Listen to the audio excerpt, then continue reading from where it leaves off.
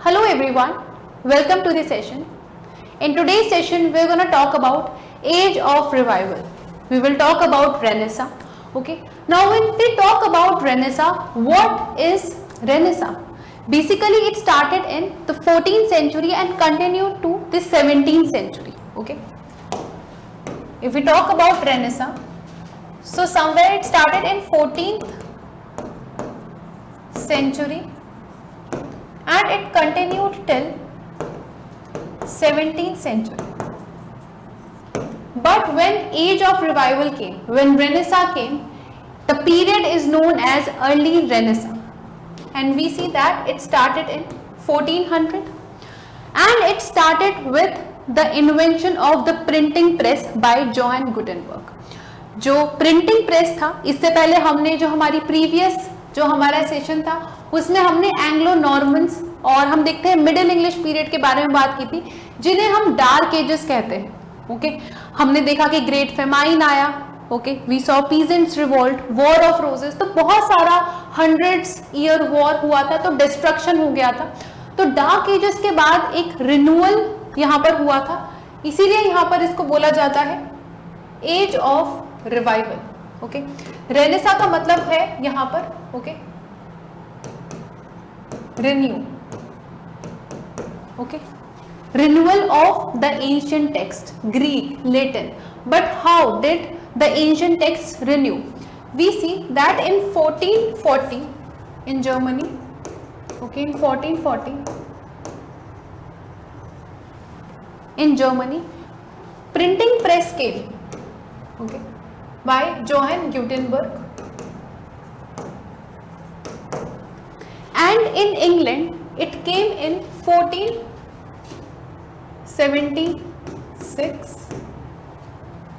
It came in England. और England में हम देखते हैं कि प्रिंटिंग प्रेस कौन लेकर आया था. So here we see William Caxton. Okay he was the major figure. Do remember his name. William Caxton brought printing press to England. तो प्रिंटिंग प्रेस के आने से क्या हुआ कि रेनेसां ही आ गया.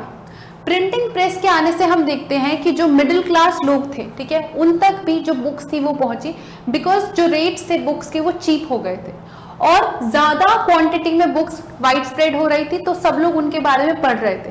लोगों को पता चला कि जो चर्च है, जो क्लर्जीमैन है, ओके, उसका जो एक हम देखते हैं सुपरस्टिशियस बिलीफ था, अंधविश्वास जिसे हम हिंदी में बोलते हैं, वो उनका कहीं ना कहीं जब वो एंशिएंट ग्रीक जो टेक्स्ट है हमारी, okay, Greek, okay, and Latin text पढ़ रहे थे. So we see the development of humanism. Okay humanism refers to glorification of humans. Okay it was developed by the famous philosopher Petrarch. Okay Petrarchan sonnet भी हम आगे पढ़ेंगे. So we see the father of humanism was Petrarch. So humanism developed wherein they talked about the glorification of humans instead of the pope or the clergyman and the blind belief in the church. उससे हटके हम देखते हैं कि इनका जो था वो humans के बारे में बात करते थे. They started reading ancient texts. Okay, printing press came, so literacy also increased in England. Okay, Protestantism के बारे में लोगों को ज़्यादा से ज़्यादा जानकारी मिली, right? सो वी सी कि इस तरीके से जो है ये हमारी एज ऑफ रिवाइवल स्टार्ट हुई. इस तरीके से जो है एक रिन्यूअल इंग्लैंड में आया. Okay after the middle ages, after the dark ages, Anglo Normans के बाद. ओके चल आगे बढ़ते हैं. Okay moving further, here we see in age of revival generally refers to a period in history marked by the resurgence और renewal interest, yes, in literacy, intellectual, artistic or even political. In the realm of literature, it is commonly associated with the Renaissance, which revived classical learning and culture. It laid foundation for the modern world and influenced later scientific revolution. देखेंगे literature में, culture में इनका development हुआ. Okay we are going to see the paintings of Michelangelo. Okay enlightenment period में industrial revolution का जो एक base था वो यहाँ पर फॉर्म हो गया था. Okay because they were talking about the progressive thinking. Yes basically renaissance का मतलब क्या होता है, यहां पर आप देखोगे it refers to rebirth. Yes, it refers to rebirth in literature. Yes, rebirth was a cultural movement that revived interest in the classical arts, literature, philosophies of ancient Greece, Rome, है ना. मैंने क्या बोला था, Greek and Latin literature develop, लोग उनको पढ़ने लगे थे और उसी से उनको अवेयरनेस भी आई थी. Coming of the printing press, ठीक है, जोहान गुटेनबर्ग ने जर्मनी में सबसे पहले आया था और उसके बाद फिर वो पूरे यूरोप में स्प्रेड हुआ. एंड 1472 मेजर ईयर जो मैंने मेंशन किया था by William Caxton, it was brought to England.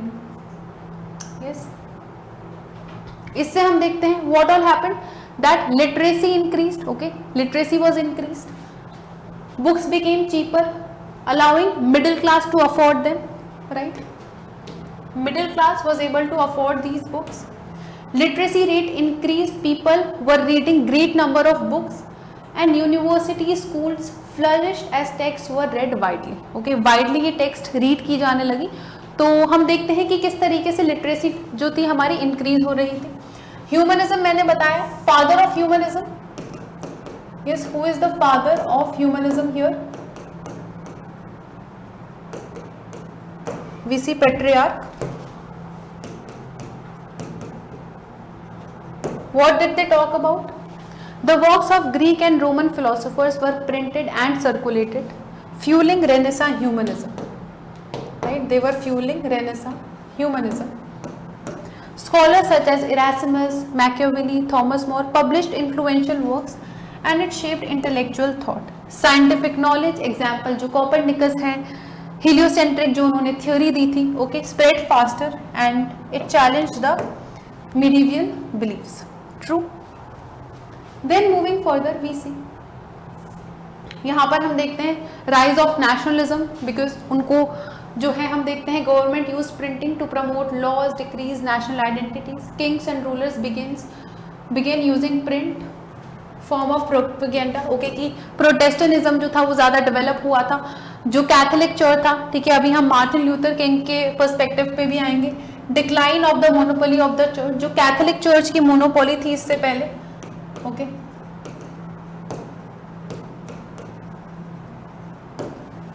The Catholic church had long controlled book production through scribes and monasteries.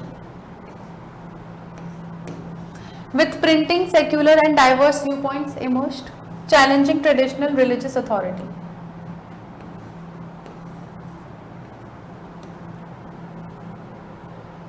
Then here we also see Protestant Reformation. Okay, मैंने बताया कि Protestantism increase हो रहा था. So here we see जो हमारे Martin Luther king थे, ठीक है, उन्होंने जो थी 95 थीसिस दिया था on the Catholic church, specially on the sale of indulgences. ठीक है, और यहाँ पर हम देखते हैं that they were promoting Protestantism. Okay, Protestantism के बारे में बात कर रहे थे. कैथोलिसिज्म को इतना ज़्यादा हम देखते हैं कि जो भी पहले उनको रिकॉग्निशन मिल रही थी वो धीरे धीरे जो है पॉपुलेशन प्रोटेस्टेंटिज्म में कन्वर्ट होने लगी.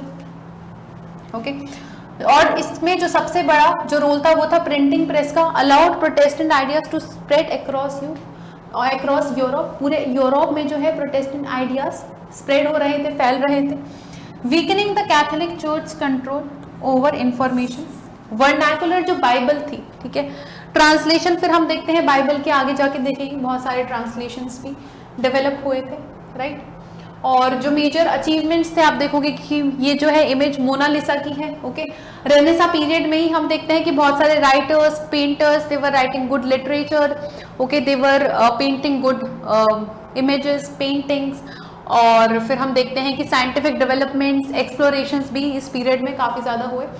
सो Leonardo da Vinci painter, okay, उन्होंने साइंटिस्ट भी रहे हैं. मोनालिसा, द लास्ट सपर जैसी फेमस पेंटिंग्स इन्होंने बनाई. Michelangelo, sculptor and painter. ठीक है, जोहान गुटेनबर्ग, उन्होंने प्रिंटिंग प्रेस हम देखते हैं कि उसी की इन्वेंटर है और इसी की वजह से वो जो प्रिंटिंग प्रेस है इंग्लैंड में आई और उसी से एक जो ये रेवोल्यूशन है पूरा रेनेसा का वो शुरू हुआ. इरास्मस ऑफ रॉटरडम, ओके, वो ह्यूमनिस्ट थे, प्रमोटर ऑफ एजुकेशन. एजुकेशन उन्होंने प्रमोट किया और रिफॉर्म वो एजुकेशन सिस्टम में लाई. ओके, इसी तरीके से डिटेल में पढ़ने के लिए और ज़्यादा हम जो है इसी की MCQs और एक एक चीज़ को बहुत ज़्यादा बारीकी से हम देखते हैं। हमारी डेली यूट्यूब लाइव क्लासेस आती हैं मॉर्निंग में अराउंड 8:35 AM, जो आप ज्वाइन कर सकते हैं। और डेली सुबह हम 1 घंटा पढ़ते हैं, तो फिर ऐसा होता है कि हम जब 1 घंटा प्रोडक्टिव हमारा दिन का जाता है तो पूरा दिन जो है हम उसको प्रोडक्टिवली मैनेज कर सकते हैं, प्लान कर सकते हैं।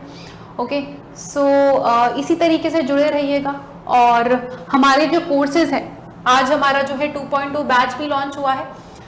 तो हमारा जो आज़ादी का जो महोत्सव है, उत्कर्ष की तरफ से आपका जो तोहफा है वो यही है कि सबसे कम प्राइजेस में हम आपको 13 से स्टार्ट हो गया था, 25 अगस्त तक रहेगा। सो लास्ट डे का बिल्कुल भी इंतजार मत करिएगा। सभी कोर्सेज पे जो है सबसे कम प्राइजेस पे आपको कोर्सेज मिल रहे हैं। इसी के लिए आपको उत्कर्ष के एप्लीकेशन को डाउनलोड करना है, UGC नेट सेक्शन में जाना है, वहीं पे आपको इंग्लिश का कोर्स, पेपर 1 का कोर्स, बाकी सब्जेक्ट्स के पेपर 2 के कोर्सेज भी मिल जाएंगे। इसमें आपको एक्स्ट्रा 10% डिस्काउंट, वैलिडिटी एक्सटेंड हो जाएगी आपकी, ये अप्लाई करना है। कैशबैक जो है आपको 500 रुपीज तक का मिलेगा। ओके, अगर आप हमारे पेपर 1 का बैच देखोगे तो काफी कम प्राइसेस पे आपको मिल रहा है। Okay, this is the original price. Paper 2 को आप देखोगे यहाँ पर जो भी हमारे सब्जेक्ट्स है, ठीक है, this is the price. Okay, for the prime and standard, prime पे आपको जो हमारे PYQ बैच है वो भी मिलते हैं, लाइव क्लासेस हमारी रहती है और PDFs आपको मिलती हैं, सारी चीज़ों की रिकॉर्डेड आपको लेक्चर्स भी प्रोवाइड होते हैं। तो it is a holistic pack. और इसी के साथ अगर आप पेपर 1 प्लस पेपर 2 लेते हो तो हमारा जो है इसका जो प्राइस रहेगा, okay, this is the price. Okay, इसको आप लेते हैं तो आपको ज़्यादा बेनिफिट मिलता है, ठीक है। एक ही कोर्स में आपको पेपर 1 भी और पेपर 2 दोनों मिल जाते हैं। ट्रू। टेस्ट सीरीज पर भी आपको ऑफर मिल रहा है उत्कर्ष की तरफ से इंडिपेंडेंस डे पे। टेस्ट सीरीज के साथ आपको एक्सप्लेनेशन भी हर एक क्वेश्चन के साथ मिलती है, तो जो भी डाउट है तुरंत क्लियर हो जाता है ना। और यहाँ पर हम देखते हैं कि उत्कर्ष की जो बुकशाला है, इस पे भी आप ऑनलाइन ऑर्डर प्लेस कर सकते हैं या फिर जयपुर स्टोर पे आके विजिट कर सकते हैं। और हमारी सभी बुक्स पे आपको काफ़ी ऑफर मिल रहा है उत्कर्ष की तरफ से। So this is all from my end. Okay, I hope you enjoyed the lecture. Okay, I hope you understood. और इसी का डिटेल वर्जन अगर जानना चाहते हैं तो हमारी प्लेलिस्ट है और सुबह डेली लाइव लेक्चर्स आते हैं मेरे, ओके, अराउंड 8:35 AM। तो लाइव आइए और क्लासेस को ज्वाइन करेंगे तो आपको और ज़्यादा एंगेजमेंट और बेनिफिट मिलेगा for December 2025 for cracking JRF in your first attempt. Thank you so much everyone. Stay tuned and have a nice day ahead.